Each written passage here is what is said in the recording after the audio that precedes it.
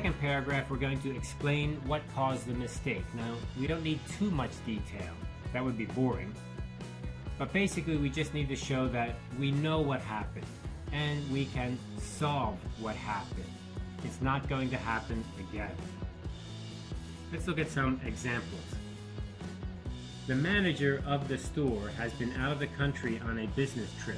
Without the manager in to make the needed decisions, the technicians could only follow the normal rules, which allow one repair only. So why did this happen? Because the manager was out.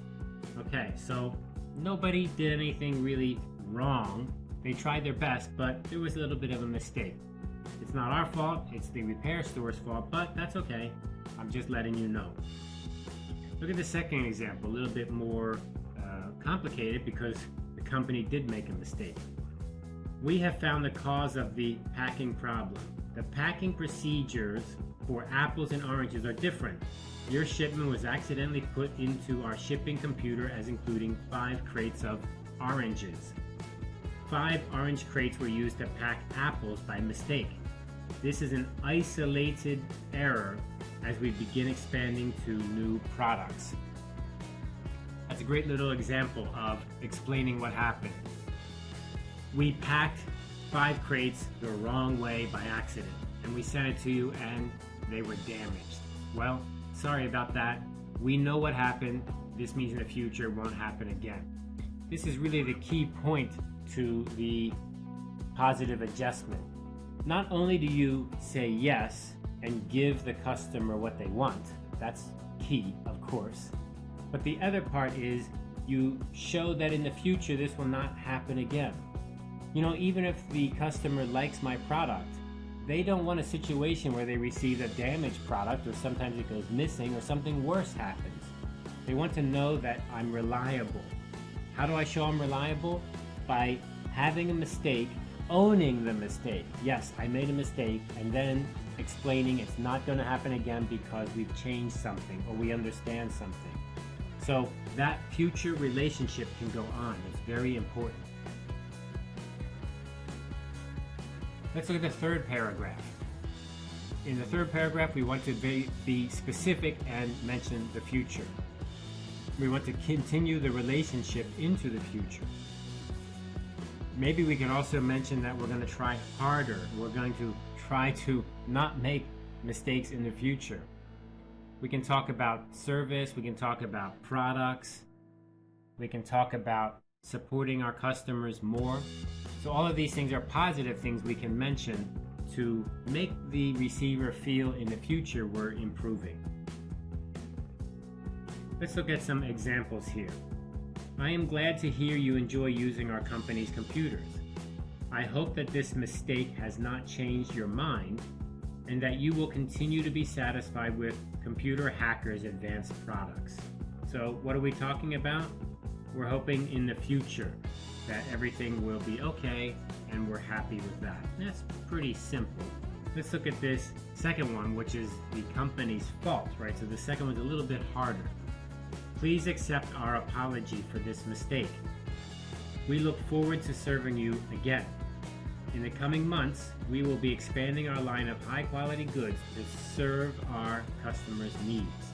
So again, we have an apology, very straightforward, very short, and then we talk about the future. Things are looking good for the future. This is not typical. We're expanding. In the future, things are going to be good.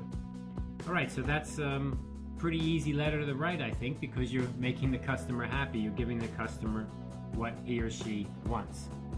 Let's look at a whole example here. We have a whole letter, and again, as always, we have our heading, opening, body, and closing. And in this letter, you can be a little bit more personal because you're usually sending this to the consumer.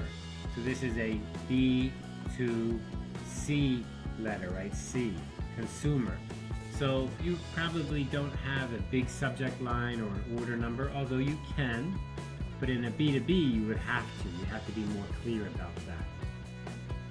So here we have the 3-paragraph structure, and you can look over that when you get a chance. Here's an actual example of a letter of positive adjustment.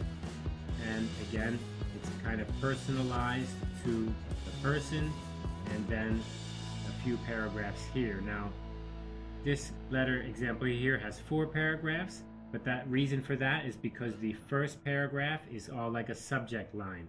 This is giving the exact date and the account information, the account number.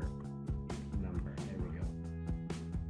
So the actual letter is just these 3 paragraphs here. And here's another example. Again, we have our heading, opening, body, and closing. And here we do have a subject line, and what's inside that subject line? An account number. So that makes it very clear. And a nice 3-paragraph structure. Of course, we would often receive these in email, and email is quite acceptable, especially for business to consumer. Unless there's something, very formal or large or expensive involved, you would probably use an email. But if there's something very complicated or a lot of money's involved, or business to business, and you need to be very careful for legal reasons, you probably use a letter. Then you could scan it, make a PDF, attach it, that's okay too, but you'd want to be more formal.